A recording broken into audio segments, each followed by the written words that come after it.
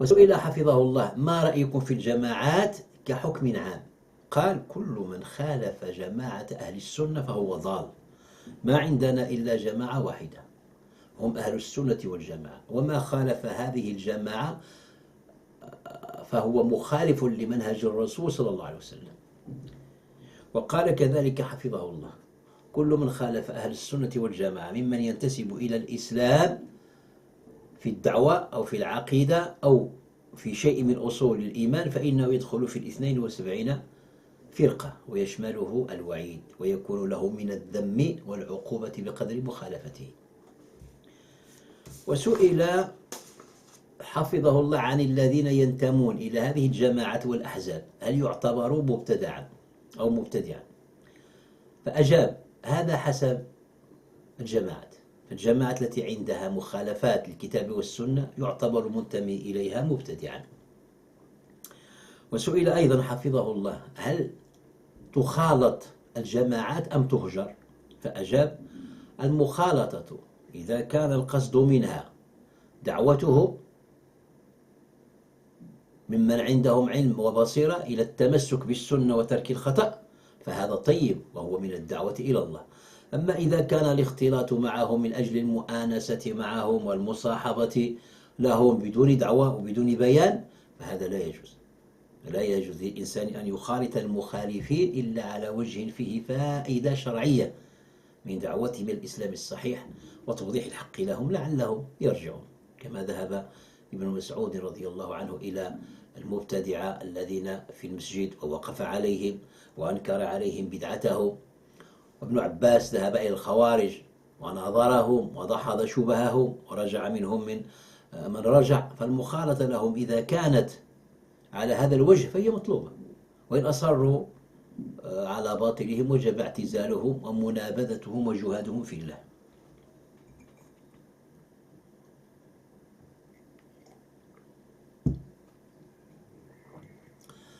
وسئل حفظه الله كذلك: هل يجوز للعلماء أن يبينوا للشباب وللعامة خطر التحزب والتفرق والجماعات؟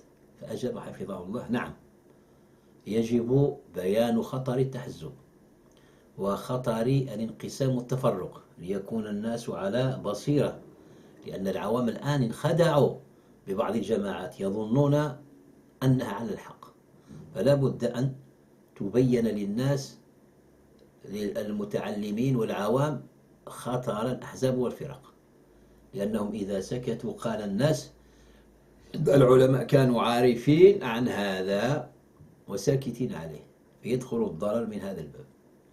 فلا بد من البيان عندما تحدث مثل هذه الأمور، والخطر على العوام أكثر من الخطر على المتعلمين، لأن العوام مع سكوت العلماء يظنون أن هذا هو الصحيح وهذا هو الحق.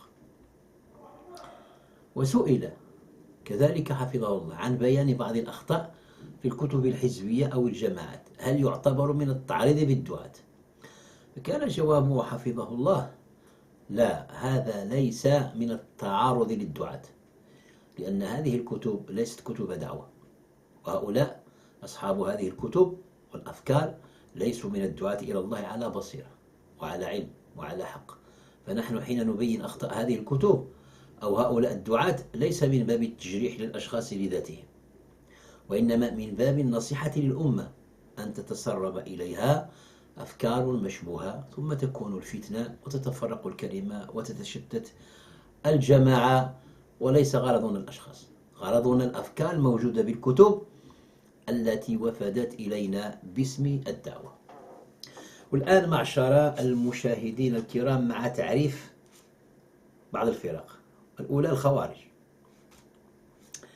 الخوارج صفة تطلق على كل من خرج من الجماعة والتحق بطائفة أو أمة أو فرقة أو حزب، أو أسس هو فرقة وسماها فوالى عليها وعاد من أجلها. وليس من الضروري أن تطلق صفة الخوارج على أهل التكفير كالحرورية فحسب، بل كل من استغنى عن الجماعة في منهجها الحق عن جماعة الأم فقد أصبح من الخوارج شاء أم أبى. فالإخوان المسلمين خوارج، وأصحاب التبليغ خوارج، والمتصوفة خوارج، والحدادية خوارج، والسرورية خوارج. وسموا بالخوارج لأنهم خرجوا عن منهج الصحابة رضي الله عنهم واتبعوا مناهج متعددة ليست لا في كتاب الله عز وجل ولا في سنة رسوله صلى الله عليه وسلم ولا عليها إجماع. وهؤلاء الخوارج أنواع من حيث المنهج والمعتقد. منهم من يكفر بالكبيرة ويستحل الدماء البريئة، ومنهم من لا يكفر بالبريئة ولا بالكبيرة ولكن يستحل الخروج على ولاة الأمور، ومنهم من يكفر بالكبيرة ويستحل الخروج على الحكام ويستحل الدماء البريئة. قال شيخ الإسلام ابن تيمية رحمه الله كما في كتاب النبوات، قال: وكذلك الخوارج لما كانوا أهل سيف وقتال ظهرت مخالفتهم للجماعة حين كانوا يقاتلون الناس، وأما اليوم فلا يعرفهم أكثر الناس. وقال كذلك رحمه الله: وأقوال الخوارج إنما عرفناها من نقل الناس عنهم، لم نقف لهم على كتاب مصنف. سئل الشيخ عبد العزيز بن باز رحمه الله تعالى كما في أسئلة الطائف في شريط مسجل سنة 1419 عن حديث النبي صلى الله عليه وسلم: وستفترق أمتي على 73 فرقة كلها في النار إلا واحدة. قلنا: من هم يا رسول الله؟ قال: من كان على مثل ما أنا عليه اليوم وأصحابي.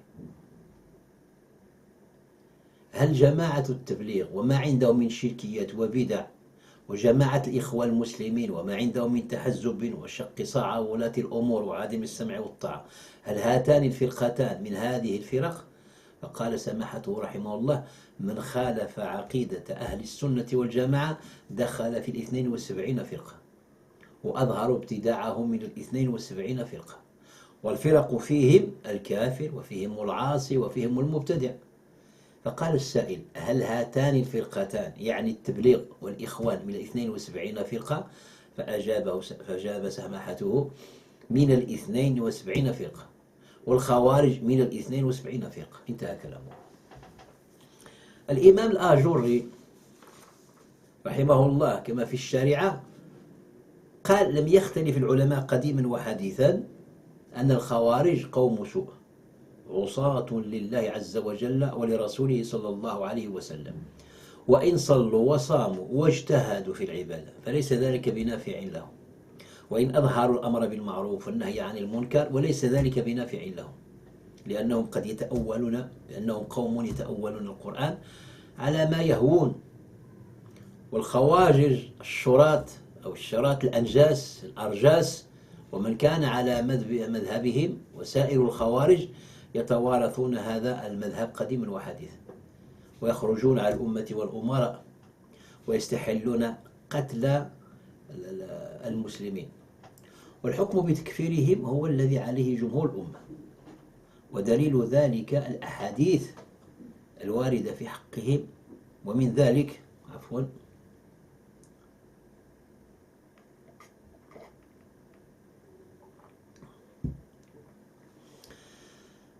من ذلك ما جاء عن سويد بن غفلة قال علي رضي الله عنه: سمعت النبي صلى الله عليه وسلم يقول: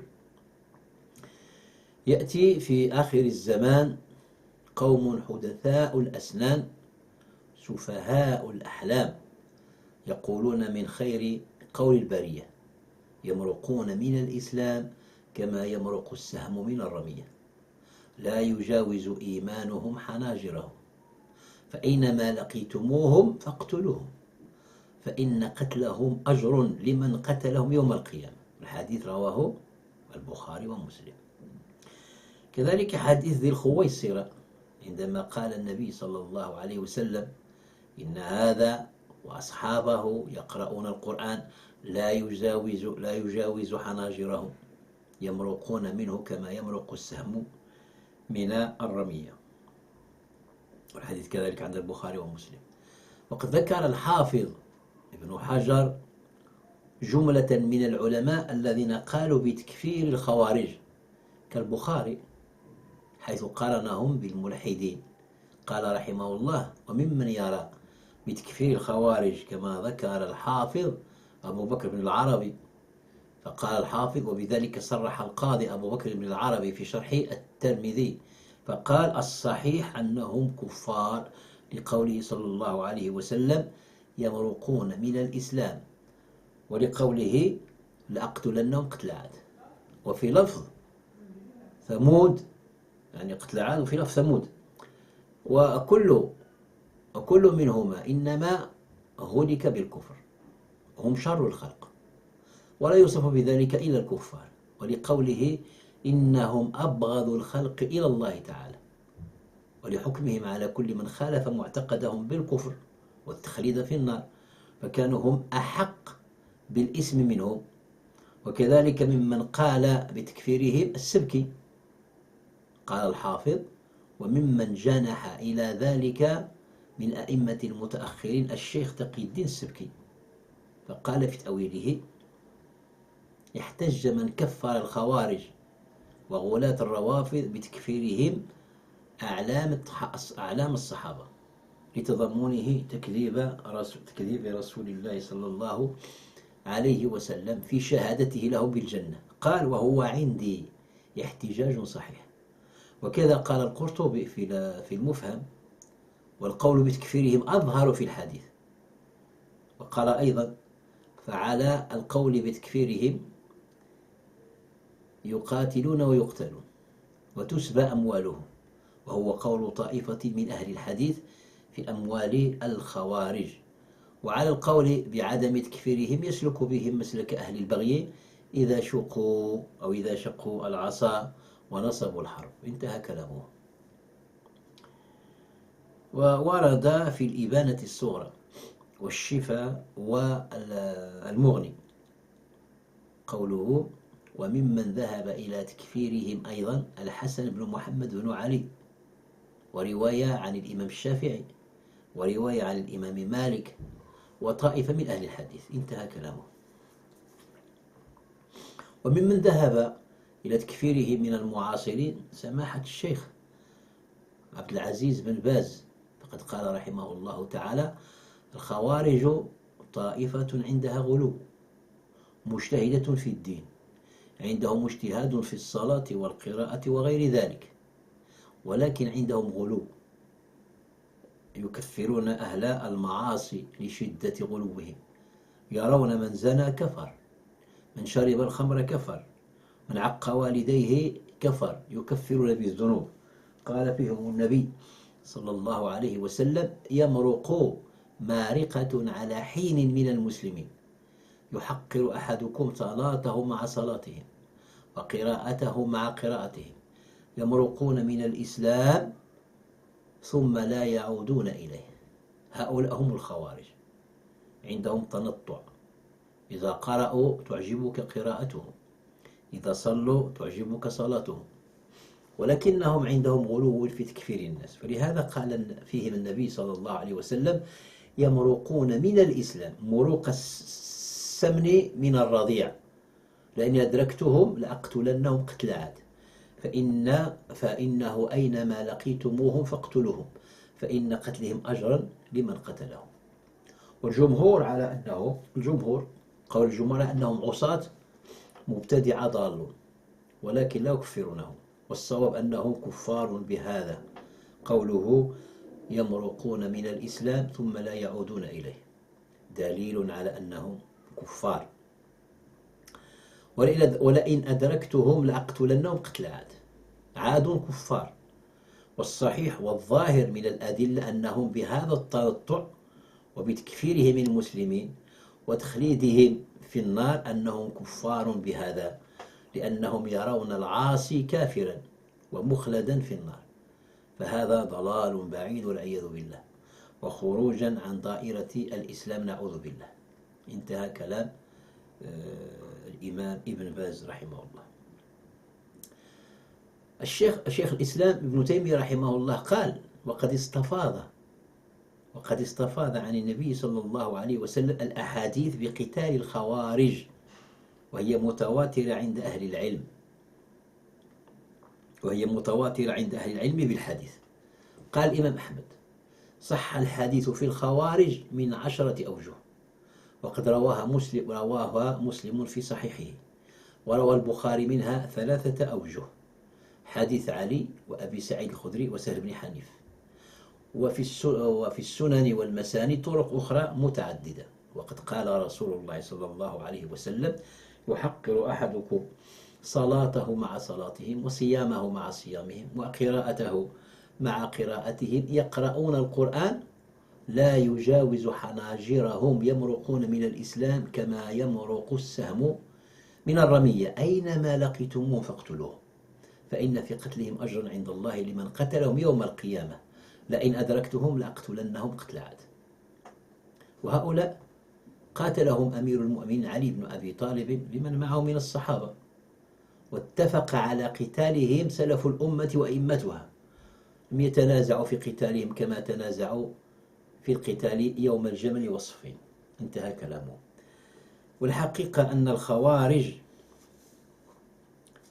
هم كفار بعقيدتهم، هم يستحلون دماء المسلمين ولا يستحلون دماء المشركين والكفار. واستحلالهم لدماء المسلمين هو استحلال عقدي وليس استحلال عملي، لأنهم يرون وجوب قتله وحربه وسبيه. وخير مثال ما وقع في هذا العصر بأيدي هؤلاء الدواعش عليهم لاعن الله تترى، كانوا يتمتعون بذبح المسلمين وسلخهم، وكانوا يقتلون كل من ليس على طريقتهم أو في حزبهم، وكانوا يسبون النساء ويأخذونها من أزواجهم ويتزوجون وينكحونهن ويطلقوهن. وهم يستحلون دماء المسلم ولا يستحلون دماء الكافر، وقد ثبت فيهم أنهم يقتلون أهل الأديان ويدعون أهل الأوثان. معشر المشاهدين الكرام والمشاهدات الكريمات لقناة البصيرة، إلى هنا تنتهي الحلقة 10 من الجزء الثالث من هذه السلسلة العلمية الجديدة، وانتظروني في الأسبوع القادم بإذن الله مع الحلقة 11، والتي سأستمر فيها الشرح لمعنى لزوم الجماعة في الحديث الذي ذكرته لكم. وإلى ذلكم الحين أستودعكم الله الذي لا تضيع ودائعه، وصل اللهم على محمد نبيك ورسولك خيرة رسلك وعلى آله الطاهرين وصحابته العدول الصادقين المرضي عنهم، وعلينا وعلى عباد الله الصالحين. السلام عليكم ورحمة الله وبركاته.